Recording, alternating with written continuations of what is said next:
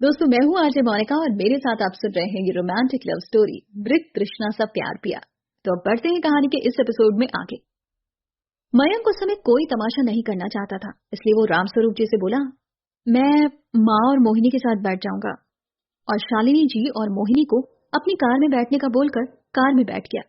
तभी वहां रागिनी आकर बोली, कार तो बड़ी सुंदर सजाई है दुल्हन के लिए, मगर ये कार तो बिना दुल्हन को लिए जा रही है। लेकर जाओ ये कार मेरे बिना, मगर लौट कर तुम्हें इसी कार में मेरे साथ आना है। ये कार दुल्हन के लिए है और तुम्हारी दुल्हन तो मैं ही बनूंगी। कहकर वो जोरों से हंसने लगी। तभी वहां स्वराज आ गया और रागिनी की बातों से अनजान बनकर मयंक से प्रश्न पूछता है, क्या हुआ? क्या हंसी ठिठोली चल रही है? क्या मयंक अभी भी माँ के पल्लू से बंद कर माँ के साथ दुल्हन को लेने जा रहा है? इस समय तो तुम्हें अपने दोस्तों के साथ होना चाहिए। मयंक बोला, दरअसल माँ चाहती थी कि मैं उनके साथ रहूं। तुम सारे दोस्त वैसे भी इस कार में नहीं आ पाते, किसको छोड़ता, किसके साथ बैठता, इसलिए दादा साहब ने तुम दोस्तों के लिए खास इंतजाम किया है। तुम सब आराम से एक साथ बैठकर मस्ती करते हुए आओ। कहकर मयंक मुस्कुरा दिया। तभी वहां शालिनी जी आ गई और स्वराज से बोली, बेटा जल्दी से अपनी सीट पर जाकर बैठो, हमें निकलने में देर हो रही है। स्वराज बोला, जी आंटी, हम तो ऐसे ही बस मयंक की टांग खींच रहे थे, फिर ऐसा मौका कहाँ मिलेगा। और हंसते हुए रागिनी को लेकर कार में जाकर बैठ गया। रागिनी स्वराज से बोली, इतना अपमान मेरा कभी नहीं हुआ। पता नहीं क्यों मैं तुम्हारी बातों में आकर इंडिया वापस आई। जितना मुझे मयंक से प्यार था, अब वो तुम्हारे कारण मुझसे उतनी ही नफरत कर रहा है। मैंने कभी नहीं सोचा था कि मेरा और मयंक का रिश्ता ये मोड़ लेगा। तुम्हारे कारण मैंने एक अच्छा दोस्त खो दिया। देखा तुमने कितने गुस्से में वो मुझसे बात कर रहा था। अपनी नजरों से खुद गिर चुकी हूं मैं। और कितना अपनी चालाकी से मेरा अपमान करते चले जाओगे। स्वराज, अब ये खेल मुझसे नहीं होगा। तुम अपना मोहरा किसी और को बना लो। वैसे भी अब मैं मयंक के लायक नहीं रही। कहकर रागिनी उदास हो गई। स्वराज बोला, बंद करो तुम्हारा ये ड्रामा। तुम्हें अभी मयंक को हासिल करना है और अपने अपमान का बदला लेना है। कैसे बदला लूं? मयंक से बदला? उस बेचारे ने किया ही क्या है? पूरी शतरंज की बाजी तो तुम्हारी बिछाई हुई थी। पूरा दिन तुमने प्लान किया था। रागिनी बोली। स्वराज हंसते हुए बोला, हाँ, ये शतरंज की बाजी थी और तुम चेक एंड मेट हो चुकी हो। जल्द ही मयंक भी मुझसे हार जाएगा और रानी मेरी हो जाएगी। सारा खेल तो रानी का ही है। रागिनी बोली, कहीं ऐसा ना हो कि ये बाजी तुम पर ही उल्टी पड़ जाए और तुम ही चेक एंड मेट हो जाओ। तुम अपनी रानी को पाकर मुझे बख्श देना और वो सारे फोटो डिलीट कर देना। अगर वो फोटो तुम्हारे पास नहीं होते तो मैं इस समय यहां नहीं होती। मैं चुपचाप लंदन वापस चली जाऊंगी, क्योंकि अब मयंक शायद ही मेरा हो पाए। बताओ मुझे अब और क्या करना है?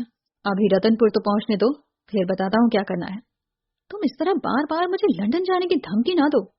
जब तक लावण्या मेरी नहीं हो जाती, तुम्हें इस खेल में मेरा साथ देना है, और जब तक मैं ना कहूं, तुम लंदन वापस नहीं जा सकती। इधर मयंक की गाड़ी में बैठी मोहिनी हिम्मत के ख्यालों में खोई हुई थी। उसे हिम्मत से मिलने की जल्दी थी। तभी उसे सड़क पर से जाते हुए हिम्मत दिखाई देता है। वो जोरों से चिल्लाकर ड्राइवर से गाड़ी रोकने का कहती है। ड्राइवर गाड़ी रोक देता है। शालिनी जी पूछती हैं, क्या हुआ? अचानक से गाड़ी क्यों रुकवाई? इज एवरीथिंग ओके ना? तभी मोहिनी को समझ में आता है वो सपना देख रही थी। वो बोली, कुछ नहीं माँ, इस सड़क पर कोई जाना पहचाना सा लग रहा था, बस इसीलिए कार रुकवाई थी। कार थोड़ी ही आगे बढ़ी थी कि मोहिनी को हिम्मत ये कहता हुआ सुनाई दिया, जल्दी आइए, हम आपका स्वागत करने के लिए आपके इंतजार में खड़े हैं। अब आपका और इंतजार नहीं हो रहा। वो जोरों से ड्राइवर को गाड़ी तेज चलाने का कहती है। शालिनी जी पूछती हैं, मोहिनी अब क्या हुआ? इस तरह क्यों बोल रही हो? ये हाईवे है, यहाँ ज्यादा तेज गाड़ी नहीं चला सकते। मोहिनी बोली, अरे कुछ नहीं माँ, मैं किसी और धुन में थी। मयंक हंसते हुए बोला, वहां पर लावण्या मेरा इंतजार कर रही है। मुझे कहना चाहिए कि गाड़ी तेज चलाओ, मगर ये बोल रही है। अब तो मुझे जल्द ही इसकी भी शादी करनी पड़ेगी, वरना पता नहीं है ये मन में क्या सोचती रहेगी। मेरे तो दोनों बच्चे अब मेरे हाथ से गए। इतना कहकर शालिनी जी हंसने लगी। मोहिनी बोली, क्या माँ, आप भी मेरे मजे ले रही हो? बारात जैसे ही रतनपुर पहुंची, रतनपुर में उन लोगों के स्वागत की बहुत शानदार तैयारी हुई थी। पूरा गांव रोशनी में जगमगा रहा था। जगह जगह फूलों की लड़ियां लगी थी। जैसे ही उन्होंने रतनपुर में प्रवेश किया, बैंड बाजों और आतिशबाजी से बारात का स्वागत हुआ। जैसे ही बैंड बाजों की आवाज सुनाई दी, ठाकुरानी सा ने हिम्मत और कजरी को बारात का स्वागत करने के लिए भेजा और खुद दूसरी तैयारियां देखने लगी। हिम्मत और कजरी और साथ में सभी लोग बारात के लोगों के लिए फूल, ठंडा, ड्राई फ्रूट्स और तरह तरह की मिठाइयां और कई तरह के स्नैक्स लेकर स्वागत में खड़े थे। जैसे जैसे कार पहुंचती जा रही थी, गांव वाले सभी लोग उनका बड़े प्रेम से सत्कार कर रहे थे। तभी रामस्वरूप जी को देखकर बड़े ठाकुर खुद उठकर उनका स्वागत करने लगे। उन्होंने फूलों की माला पहनाकर उन्हें गले लगा लिया और उनके हाथ जोड़कर बोले, अगर हमारे स्वागत में कोई कमी रह गई हो तो माफ करिएगा। रामस्वरूप जी बोले, तुमने तो मुझे पराया कर दिया। ऐसा तो कोई परायों से भी नहीं बोलता। तुमने तो बड़े दिल से सारा इंतजाम किया है और शादी हमारे दोनों बच्चों की ही है, फिर सारी जिम्मेदारी तुम्हारी नहीं होती। इतना सुंदर पूरा रतनपुर सजाया है, लग ही नहीं रहा कि किसी छोटे से गांव में आए हैं। पूरा गांव आज एक बेटी की विदाई में लगा है। छोटे से गांव का यही अपनापन तो बड़े शहरों में देखने को नहीं मिलता। तुम बहुत खुशकिस्मत हो ठाकुर। आज के जमाने में भी तुमने अपनी राजपुताना ठाठ को इस कदर बरकरार रखा है, वरना कौन आजकल पूछता है ठाकुरों को। बड़े ठाकुर बोले, ये तो मेरे गांव के लोगों का बड़प्पन है जो मुझे इस तरह दिल से चाहते हैं। सच में बड़ा खुशनसीब। दोनों दोस्त सभी रिश्तेदारों के साथ विवाह स्थल की ओर बढ़ते हैं। सभी रिश्तेदार बारात के स्वागत की और व्यवस्था की तारीफ करते हैं। सभी लोगों को इंतजाम बहुत अच्छा लगा। मोहिनी की निगाहें हिम्मत को ढूंढ रही थी कि वो कब अकेला हो और वो उससे बात करे, मगर हिम्मत हमेशा कई लोगों के बीच घिरा हुआ ही खड़ा रहता था। रागिनी स्वराज से बोली, देख रहे हो तुम, कितना अच्छा माहौल है। इतने अच्छे माहौल को मातम में मत बदलो। अपनी किस्मत मानकर लावण्या को भूल जाओ। शायद तुम्हें उससे भी अच्छी लड़की मिल जाए। कहीं ऐसा ना हो कि मयंक और लावण्या की शादी तोड़ने के चक्कर में तुम्हें किसी की बद्दुआ लग जाए। स्वराज बोला, तुम भूल रही हो कि तुम स्वराज से बात कर रही हो। स्वराज कभी भी आगे कदम बढ़ाकर पीछे नहीं लेता। किसी की भी दुआ और बद्दुआ का स्वराज पर कोई असर नहीं होता। जिसकी किस्मत से भगवान ने उसके माता पिता को बचपन में ही छीन लिया और उसे समझा दिया कि हर चीज छीनने से मिलती है। आइंदा दोबारा ऐसा कुछ मत कहना। तो दोस्तों, आज के इस एपिसोड में बस इतना ही। कहानी में आगे क्या होगा ये बताने के लिए जल्द वापस आऊंगी। दोस्तों, मैं हूं अजय मोनिका और आप सुन रहे हैं नटखट चुलबुली लावण्या की कहानी। तो बढ़ते हैं कहानी के इस एपिसोड में आगे। मोहिनी लगातार हिम्मत का पीछा कर रही थी, मगर हिम्मत उसे इग्नोर कर रहा था। तभी अचानक हिम्मत का हाथ पकड़कर मोहिनी उसे एक कोने में ले जाती है। इस तरह से मोहिनी को अपना हाथ पकड़े देखकर हिम्मत झटके से उससे अपना हाथ छुड़ाता है और उसे कहता है, आप यहाँ क्या कर रही हैं? किसी ने हमें इस तरह से देख लिया तो परेशानी हो जाएगी। आप हमारी मेहमान हैं, मेहमान की तरह रहिए। एक बार आपको समझा चुके हैं कि हम आपके दोस्त नहीं बन सकते, फिर क्यों आप हमारे पीछे पड़ी हैं? मोहिनी बोली। मोहिनी, एक बार किसी को अपना बनाने का सोच लेना तो फिर पीछे नहीं हटती। जब तुम किसी से प्यार करते हो और वो तुम्हारा नहीं है, तो तुम क्या मेरे नहीं हो सकते? कौन तुमसे मुझे प्यार करने को कह रहा है? हम लोग अच्छे दोस्त भी तो बन सकते हैं। क्या तुम्हारी नजरों में मैं इस लायक भी नहीं कि हम अच्छे दोस्त बन सके? और आज मुझे जवाब चाहिए। तुम्हारा जवाब सुने बिना मैं तुम्हें यहाँ से जाने नहीं दूंगी। मोहिनी जी, ये एक छोटा सा गांव है, आपका शहर नहीं जहाँ सब कुछ चलता हो। किसी ने इस तरह से हमें देख लिया तो खामखा आपकी और मेरी भी बदनामी हो जाएगी। मेरे पिता और मैं दोनों ठाकुर साहब के मुलाजिम हैं और उनके मेहमानों की इज्जत करना हमारा कर्तव्य है। इससे ज्यादा हमारा कोई रिश्ता नहीं हो सकता। हिम्मत उसे समझाता हुआ बोला। मोहिनी बोली, तब तो तुम्हें मेरा कहना मानना होगा, वरना मैं बड़े ठाकुर साहब से कह दूंगी कि तुमने मेरा कहना नहीं माना। मुझे अपनी दोस्त बना लो। हिम्मत, तुम्हें तुम्हारे प्यार का वास्ता। हिम्मत बोला, ये आप क्या बोल रही हैं मोहिनी जी? आप मुझे प्यार का वास्ता देकर यूं कमजोर नहीं कर सकती। डरता हूं कि कहीं मेरी दोस्ती से मेरी बदनसीबी का साया आपके ऊपर ना आ जाए। मोहिनी बोली, कैसी बातें कर रहे हो हिम्मत? हिम्मत बोला, मेरी किस्मत आप लोगों के जैसी कहां कि जिसे चाहूं उसे पालूं। अपनी किस्मत के आगे मजबूर हूं और इसीलिए आपसे दोस्ती नहीं कर पाऊंगा। मोहिनी फिर बोली, किस्मत की बात है तो मुझसे दोस्ती कर लो, क्योंकि मेरी दोस्ती बहुत किस्मत वालों को ही मिलती है। और खबरदार जो आज के बाद मेरे दोस्त को बदनसीब कहा तो मेरे दोस्त के बारे में कुछ भी बोलने से पहले 10 बार सोचना, समझे तुम? कहकर मोहिनी हंसने लगी और उसे हंसते देखकर हिम्मत को भी हंसी आ गई। मोहिनी उसे समझाते हुए बोली, शुक्र है आपको हंसी भी आती है, वरना जब से मिली हूँ आपके चेहरे पर कभी मुस्कुराहट नहीं देखी। अपने दिल का दर्द अपने दोस्तों के साथ बांटने से हल्का हो जाता है। हिम्मत बोला, आपकी बड़ी बड़ी बातें सुनकर तो लगता ही नहीं कि आप लंदन में पढ़ाई करके आई हैं। ऐसा लगता है कि आप यहीं कहीं हमारे बीच रह रही हैं और भारतीयों की तरह ही आप भी डिप्लोमेटिक बातें करती होंगी। और मुस्कुराने लगा। तभी मोहिनी बोली, जब मानते हो कि मैं तुम्हारे बीच की हूँ तो मुझसे दोस्ती क्यों नहीं कर लेते? क्या अभी मैं तुम्हारी दोस्ती के लायक नहीं? कहकर हिम्मत की ओर हाथ बढ़ा दिया। हिम्मत भी मुस्कुराते हुए उसके हाथों को अपने हाथ में लेकर कहता है, आज से हम अच्छे दोस्त हुए, मगर हम कभी दोस्ती की सीमा को पार नहीं करेंगे। अगर मंजूर हो तो हाँ बोलो। मोहिनी हामी भरते हुए बोली, ठीक है, जैसा आप कहें। कम से कम हमारे दोस्त तो बन गए। अब अपनी दोस्ती की खुशी में हमारा मुंह मीठा नहीं कराओगे? आखिर आपके दोस्त होने के साथ साथ दूल्हे की बहन भी हैं हम। हमारा विशेष स्वागत होना चाहिए। आप हमें आइसक्रीम खानी है, हमारे लिए लेकर आइए। हिम्मत बोला, अब दूल्हे की बहन की खातिरदारी तो हमें करनी ही पड़ेगी। आखिर दुल्हन वाले जो हैं, आप थोड़ा सा इंतजार करिए, बंदा अभी आपकी खिदमत में आइसक्रीम लेकर हाजिर होगा। कजरी हिम्मत को देख रही थी। हिम्मत को यूं मुस्कुराते देखकर उसे बड़ा सुकून मिला।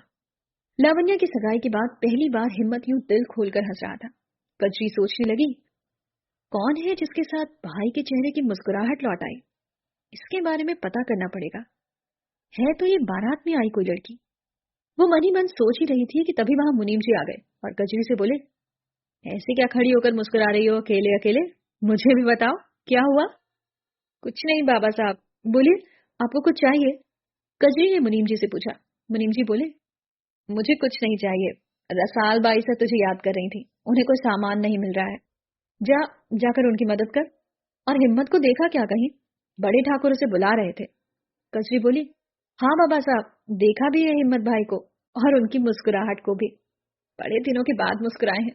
देखो, मुस्कुराते हुए कितने प्यारे लगते हैं। कहकर कजरी वहां से चली जाती है। मुनीम जी बोले, बड़े दिनों बाद मुस्कुराया है? कुछ भी बोलती रहती है ये लड़की। अब हंसने के लिए भी क्या इसके पास समय नहीं है, जो बड़े दिनों के बाद मुस्कुराए हैं? मुनीम जी हिम्मत को आवाज देकर बुलाते हैं और कहते हैं, ऐसे खड़े खड़े मुस्कुराने के बजाय जरा काम भी देख लो। ठाकुर साहब तुम्हें ढूंढ रहे थे। उनके हम पर बहुत एहसान है। यही सही वक्त है उनके एहसानों का सिला देने का। हिम्मत बोला, मैं तो बाबा साहब यहीं पर हूँ जब से बारात आई है। बारातियों की खातिरदारी कर रहा हूँ। ये देखो, मेरे हाथ में आइसक्रीम है, जिसे लेकर मयंक जी की बहन को देने जा रहा हूँ। कहीं मेहमानों को ये ना लगे कि हमारी खातिरदारी में कोई कमी रह गई। मुनीम जी बोले, जा उन्हें आइसक्रीम देकर ठाकुर साहब के पास चले जाना, उन्हें तुझसे कुछ काम है। उधर कजरी रसाल बाई साहब के पास जाकर बोलती है, आपने बुलाया भाई साहब? रसाल बाई साहब बोली, अभी तक कहाँ थी, कब से तुझे ढूंढ रही हूँ। पंडित जी को कुछ सामान चाहिए था, वो मैंने ले जाकर दे दिया। जब काम का वक्त होता है तभी गायब हो जाती है तू। कजरी बोली, भाई साहब, मैं बारातियों का स्वागत करने जनवासा में चली गई थी। ठकुरानी साहब ने हिम्मत भाई साहब के साथ मुझे भी भेजा था। अच्छा भाई साहब, एक बात बताओ, मयंक जी के साथ एक बहुत खूबसूरत सी लड़की आई है, वो कौन है? रसाल भाई साहब बोली, बारात में तो बहुत सारी छोरियां आई हैं, तो किसके बारे में बोल रही है? और तुझे छोरियों से क्या? कोई छोरा पसंद आया हो तो बोल। कजरी बोली, क्या अभी भाई साहब। रसाल भाई साहब बोली, तेरा शर्माना हो गया हो तो अब जाकर लावण्या को देख, तैयार हुई या नहीं। आजकल के बच्चों के तो नए नए रंग ढंग हैं। कोई लड़की आई है उसे तैयार करने पार्लर से, देख जरा ठीक से तैयार भी हुई या नहीं। ऐसा ना हो कि इतना मेकअप कर दे वो लावण्या का कि उसकी नेचुरल सुंदरता ही दब जाए।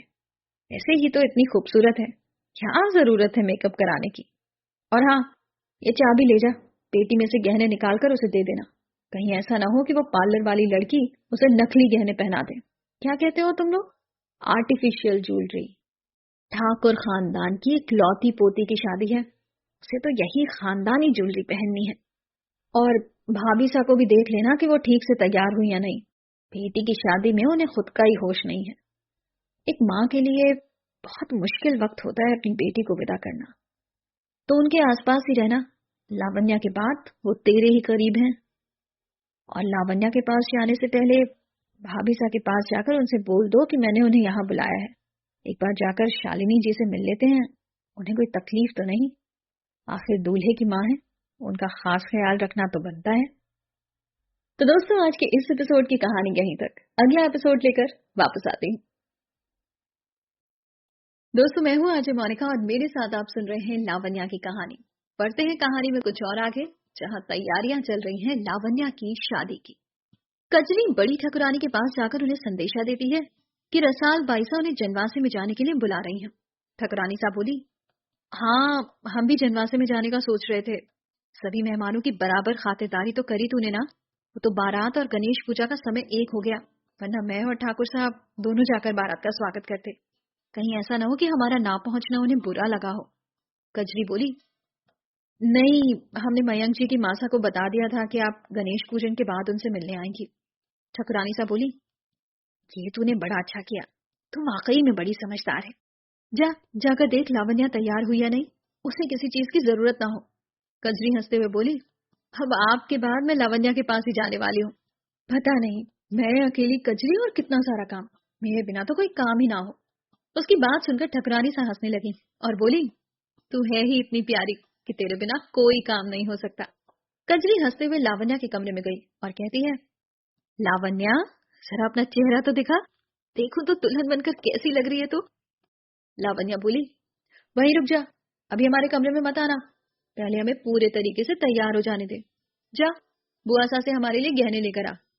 आज हम हमारे खानदानी जेवर पहनेंगे, फिर हम तुम्हें अपनी शक्ल दिखाएंगे। कहकर लावण्या हंसने लगी।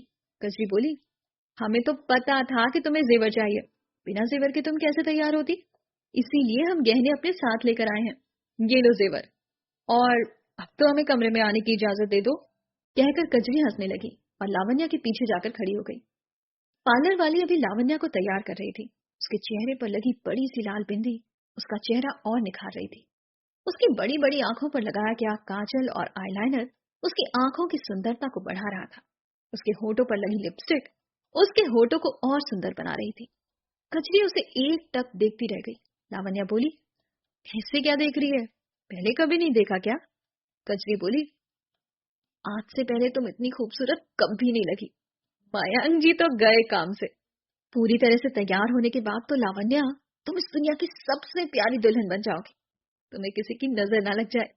कहकर वो लावण्या के गले लग जाती है। लावण्या बोली, तुम जनवासे में भी गई थी ना, मयंक जी से मिली क्या? मयंक जी दूल्हे के रूप में कैसे लग रहे हैं?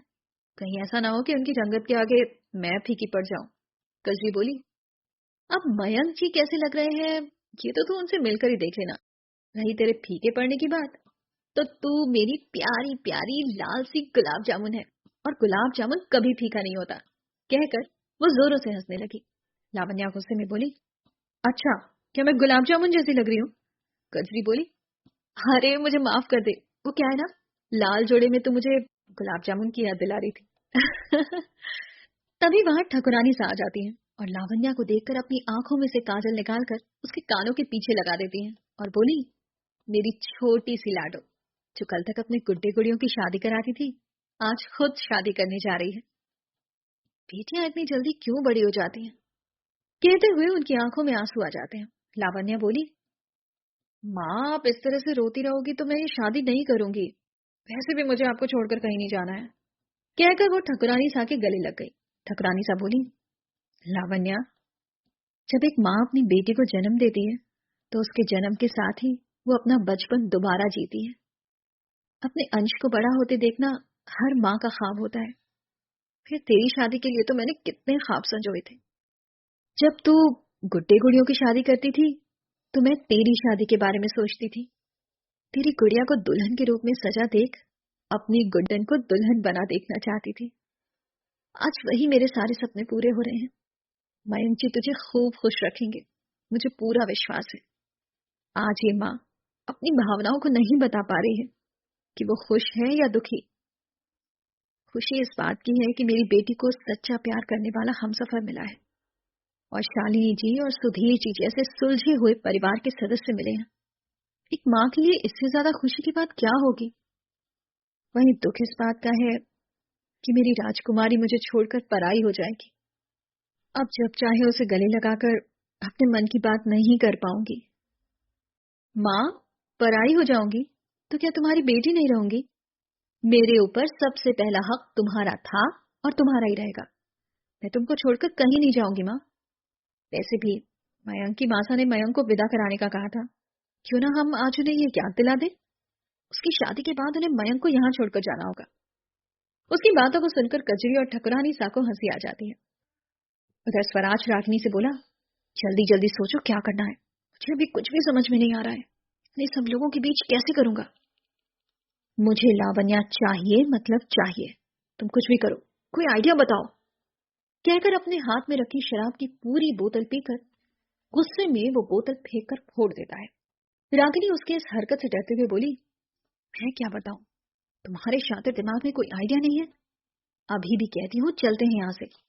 स्वराज गुस्से में रागिनी के बालों को अपने हाथों से खींचता हुआ बोला, तुम्हें आखिरी बार बता रहा हूँ, अब अगर पीछे हटने की बात की तो मुझसे बुरा कोई नहीं होगा। तभी वहां हिम्मत आ जाता है। उसे देखकर स्वराज और रागिनी नॉर्मल होने की कोशिश करते हैं और स्वराज अपने गुस्से को शांत कर हिम्मत से बोला, यार तुम बड़े काम में लगे हो। जब से आया हूं तुम्ही को देख रहा हूं। आखिर हमारी होने वाली भाभी से तुम्हारा क्या रिश्ता है? हिम्मत हंसते हुए बोला, रिश्ता जरूरी नहीं खून का हो, कुछ रिश्ते दिल के भी होते हैं। लावण्या और मेरा रिश्ता दिल का है। लावण्या मेरी बहुत अच्छी दोस्त है। स्वराज बोला, भाभी सा तुम्हारी दोस्त और हम मयंक के दोस्त, तो दोस्त होते हैं ना। इसका मतलब हम तुम भी दोस्त हो गए। और हंसने लगा। हिम्मत बोला, वो तो है, आप और हम भी दोस्त हो गए। स्वराज बोला, फिर तो तुम उस दोस्त का एक काम भी करोगे। बोलो, करोगे ना? हिम्मत बोला, अरे हम तो आप लोगों की खातिरदारी के लिए ही हैं। आप लोग बताइए तो सही, क्या काम है? अरे काम ऐसा कुछ भी नहीं है, बस भाभी सा से एक बार मिलना था। क्या तुम उनसे मिलने में हमारी मदद कर सकते हो? स्वराज बोला। रागिनी स्वराज की बात सुनकर सोचने लगी कि इसके मन में क्या चल रहा है। हिम्मत बोला, हाँ आप लोग उनसे मिल तो सकते हो, मगर शायद अभी वो शादी के लिए तैयार हो रही हैं। कोई मैसेज हो तो मुझे दे दो, मैं उन तक पहुंचा दूंगा। स्वराज बोला, नहीं ऐसा कोई मैसेज तो नहीं है, बस एक बार उनसे मिलना था। मयंक के बर्थडे पर भी उनसे एक बार मुलाकात हो चुकी है, एक बार और मुलाकात करना चाह रहे थे। आखिर हमारी होने वाली भाभी सा है और इतना तो हमारा हक बनता है। हिम्मत बोला, हाँ आपकी भाभी सा है, आपका पूरा हक बनता है। चलिए मेरे साथ, अगर वो तैयार हो चुकी होंगी तो आप उनसे मिल लीजिएगा। तो आज के इस एपिसोड की कहानी बस यहीं तक। कहानी में आगे क्या होगा ये बताने के लिए जल्द वापस आएंगे।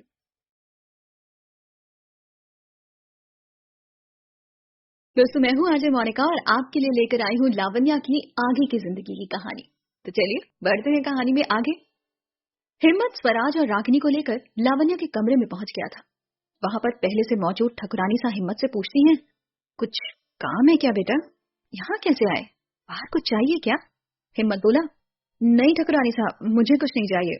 मयंक जी के दोस्त हमारी लावण्या से मिलना चाहते थे, बस उन्हें ही लेकर आया हूँ। ठकुरानी साहब बोली, अच्छी बात है, आप लोग बैठकर बातें करो, मुझे जरा काम है, मैं जाती हूँ। लावण्या बोली, माँ साहब आप पार्लर वाली दीदी को लेकर चले जाइए, ये आपको जल्दी तैयार कर देंगी। कजरी, ठकुरानी सा और पार्लर वाली गर्ल तीनों बाहर निकल जाते हैं। हिम्मत दुल्हन के रूप में सजी लावण्या को देखकर उस पर से अपनी नजर नहीं हटा पाता। वो जब से समझने की उम्र का हुआ तब से उसे लावण्या को अपनी दुल्हन के रूप में देखना था, मगर आज उसे किसी और की दुल्हन बना देखकर उसकी आत्मा रोने लगी थी। उसे बचपन के दिन याद आने लगे जब वो और लावण्या मिलकर गुड्डे गुड़िया का ब्याह रचाते थे। वो हमेशा लावण्या के सर पर दुपट्टा डालकर उसे दुल्हन बना देता था। लावण्या गुस्से में उससे कहती, मेरे ऊपर चुनरी मत डाला करो, मैं किसी की दुल्हन नहीं बनूंगी। मैं हमेशा अपने माता पिता के साथ रहूंगी और हमेशा तुम्हारे सर पर तांडव करूंगी, कहकर हंस देती थी और नदी के किनारे मेरी गोद में सर रखकर घंटों चांद को निहारती रहती थी। आज वही बचपन के खेल करती लावण्या कितनी बड़ी हो गई है कि आज उसकी शादी है। भगवान करे ये पल यहीं ठहर जाए और लावण्या की विदाई ना करनी पड़े। लावण्या उसे इस तरह देखते हुए देखकर बोली, क्या हुआ, क्या सोच रहे हो? कैसी लग रही हूं मैं? जल्दी से बताओ। हिम्मत बोला, क्या बताऊं कैसी लग रही हो? हमेशा की तरह झल्ली तो नहीं लग रही हो, आज पहली बार थोड़ा ढंग की लग रही हो, वरना हमेशा तो। खैर छोड़ो, कहकर हिम्मत हंसने लगा। उसे हंसना देखकर लावण्या को गुस्सा आ गया। उसने हिम्मत को मारने के लिए पिलो फेंका और वो पिलो जाकर स्वराज को लगने वाला होता है। स्वराज अपने हाथों से चेहरे पर आता हुआ पिलो रोकता है और फिर लावण्या को निहारता है। लावण्या अपना निशाना चूकता देखकर थोड़ा सा मासूम मुंह बनाकर अपने कान पकड़कर स्वराज को सॉरी बोलती है। उसकी ये अदा देखकर स्वराज धीरे से मुस्कुरा देता है और कहता है, कोई बात नहीं, अब तो हमें इसकी आदत डालनी होगी। आखिर जब भी आप हमसे खफा होंगी हमें इसी तरह तो मारेंगी। लावण्या बोली, सॉरी, मगर आप क्या कह रहे हैं?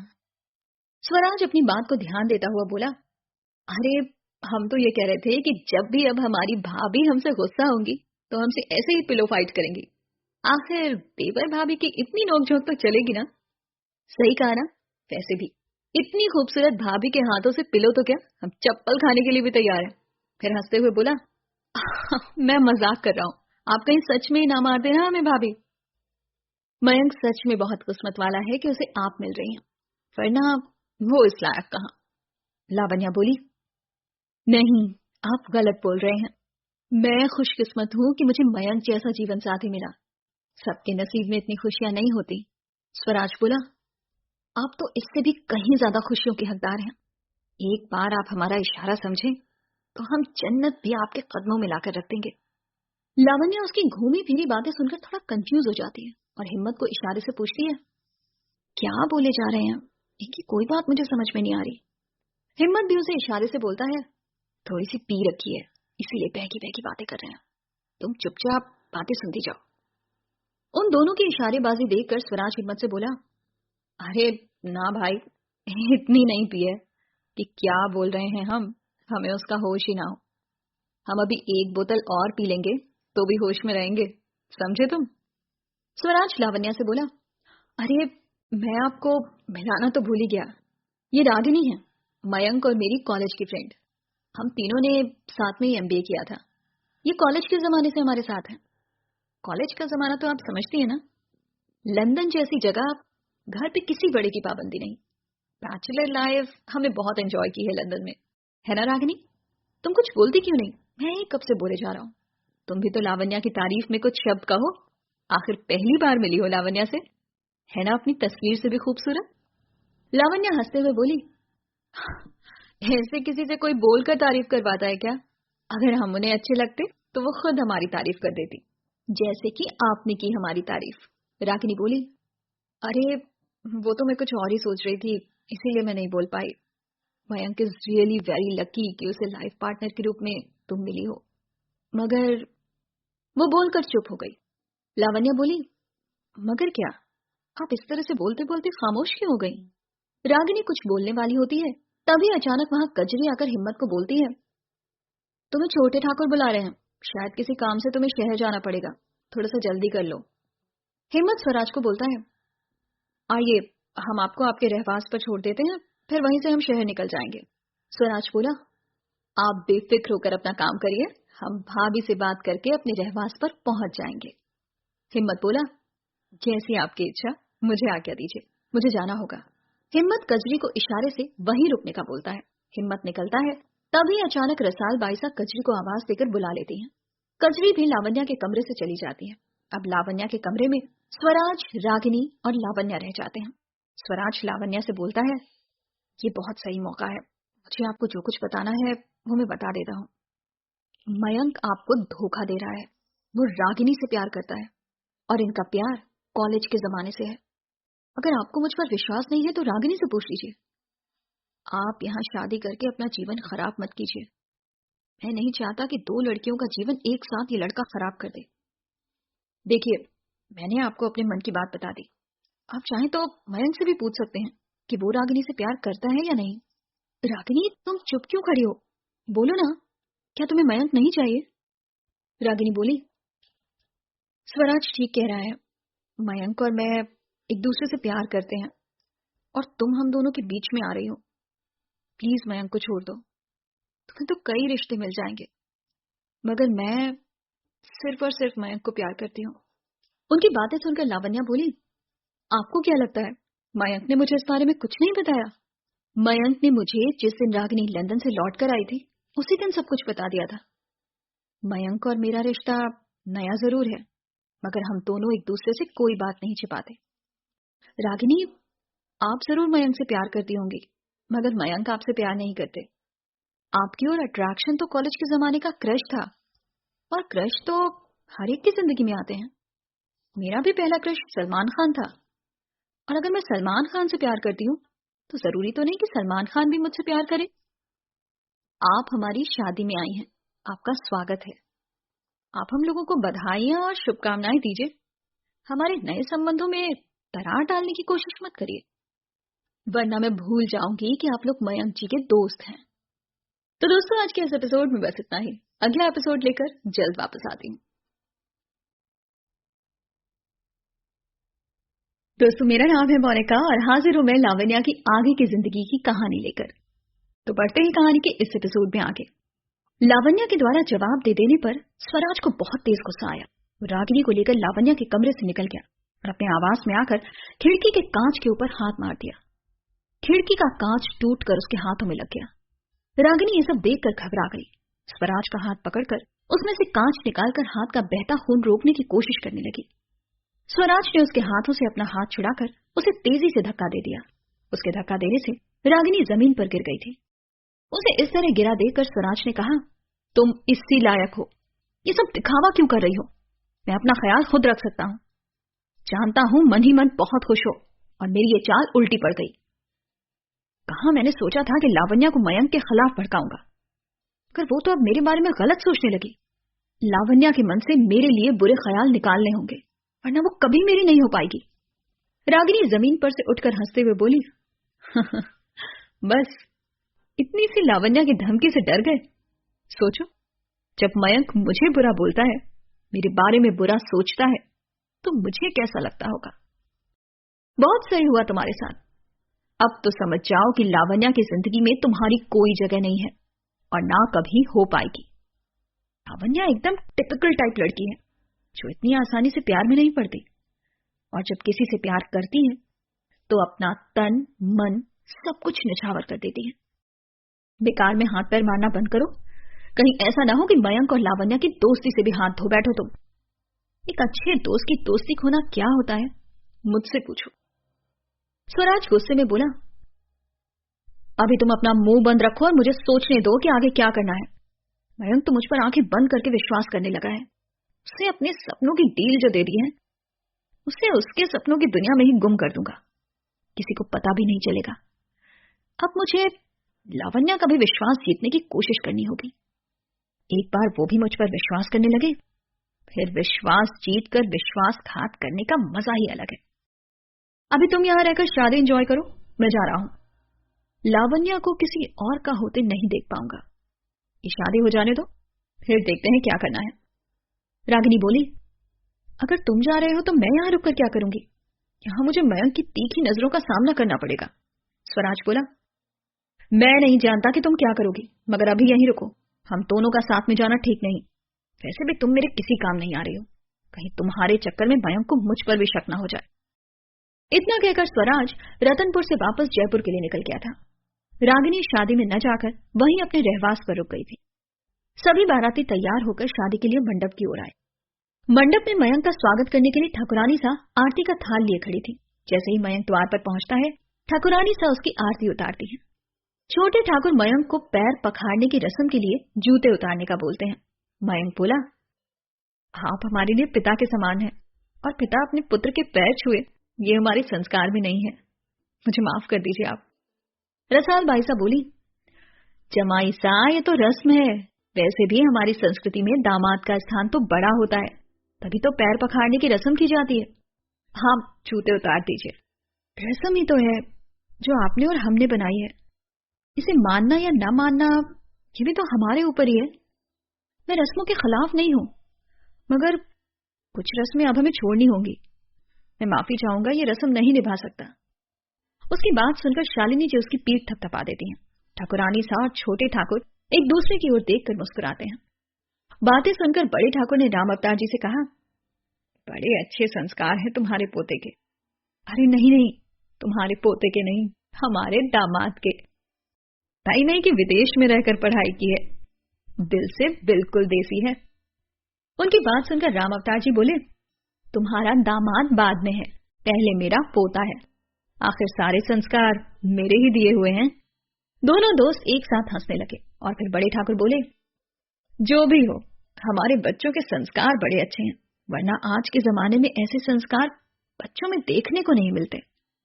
द्वार से बारात शादी के मंडप की ओर आई। पंडित जी ने मंडप में मयंक से पूजा कराकर लावण्या को वरमाला के लिए बुलाया। कजरी और मोहिनी लावण्या को लेने उसके कमरे में गए। मोहिनी कजरी से बोली, आज मैं पहली बार अपनी होने वाली भाभी से मिलूंगी। तुम तो उनकी बहुत अच्छी दोस्त हो, उनके बारे में बताओ। कजरी बोली, मैं तो उसकी अच्छी दोस्त हूँ, मगर मुझसे अच्छे दोस्त उसके हिम्मत भाई साहब हैं। दोनों बचपन से एक साथ खेलकर बड़े हुए हैं। वही आपको आपकी लावण्या भाभी के बारे में मुझसे बेहतर बता सकते हैं। वैसे आप जानती हैं ना उन्हें? अभी थोड़ी देर पहले मैंने आपको उनके साथ देखा था। क्या कहा तुमने? हिम्मत भाई साहब? क्या तुम हिम्मत की बहन हो? बड़ा खड़ूस है तुम्हारा भाई, बड़ी मुश्किल से उसने मुझसे दोस्ती की है। मोहिनी बोली, हाँ मैं हिम्मत की बहन हूँ, और आप चाहें तो कुछ भी कहें, खड़ूस तो नहीं है मेरा भाई। मेरा भाई तो लाखों में एक है। एक बार जिससे दोस्ती कर ले, उम्र भर उसका साथ नहीं छोड़ता। अरे तुम तो मेरे मजाक का बुरा मान गई। हमें पता है तुम्हारा भाई लाखों में एक है, तभी तो हमने उनसे दोस्ती की है। तुम हमारी भाभी सा की दोस्त और हमारे दोस्त की बहन हो, फिर तो हमें तुमसे भी दोस्ती करनी पड़ेगी। कहकर मोहिनी मुस्कुरा दी। कजरी भी उसे मुस्कुराते देखकर मुस्कुरा दी। दोनों लावण्या के कमरे में पहुंचे। मोहिनी लावण्या को देखकर बोली, माँ जितनी तारीफ कर रही थी आप उससे भी बढ़कर हो। हम दोनों पहली बार मिल रहे हैं। शायद आप हमें हमारे नाम से नहीं जानती। हम मोहिनी हैं और आपकी ननंद बाईसा, मगर आप हमें मयंक भाईसा की तरह ही मोहिनी बुला सकती हैं। हमें अच्छा लगेगा। बहुत दिनों से आपसे मिलने का मन था। आपकी सगाई के समय भी नहीं आ पाई थी, और इंडिया आकर भी इतने दिनों बाद आपसे मिल रही हूँ। मेरी इस गुस्ताखी को माफ कर देना भाभी सा। कहकर मोहिनी ने अपने कान पकड़ लिए। उसकी बातें सुनकर लावण्या हंसने लगी और बोली, मेरे बारे में मासा ने आपको क्या बताया और क्या नहीं, ये तो मुझे नहीं पता, मगर मयंक जी ने जैसा आपके बारे में मुझे बताया था, आप बिल्कुल वैसी ही हैं। आपके साथ रहकर मेरी छोटी बहन की कमी पूरी हो जाएगी। कहकर उसने मोहिनी को गले लगा लिया था। कजरी बोली, अगर आप दोनों का हो गया हो तो नीचे चले, पंडित जी लावण्या को बुला रहे हैं। वरमाला का मुहूर्त निकला जा रहा है। और जरा मयंक जी के बारे में भी तो सोचो। अब मयंक जी को और तड़पाना ठीक नहीं है। लावण्या, उन्हें अपना दीदार करा ही दो। कजरी की बातें सुनकर लावण्या और मोहिनी दोनों को हंसी आ गई। मोहिनी बोली, वैसे बात तो सही है, भाई साहब तो आपके दीवाने हुए हैं। बड़ी बेसब्री से आपके रास्तों पर पल के बिछाए आपका इंतजार कर रहे होंगे। कजरी और मोहिनी लावण्या के साथ शादी के मंडप की ओर आ जाते हैं। तो दोस्तों, आज के इस एपिसोड की कहानी यहीं तक। अगला एपिसोड लेकर जल्द वापस आऊंगी।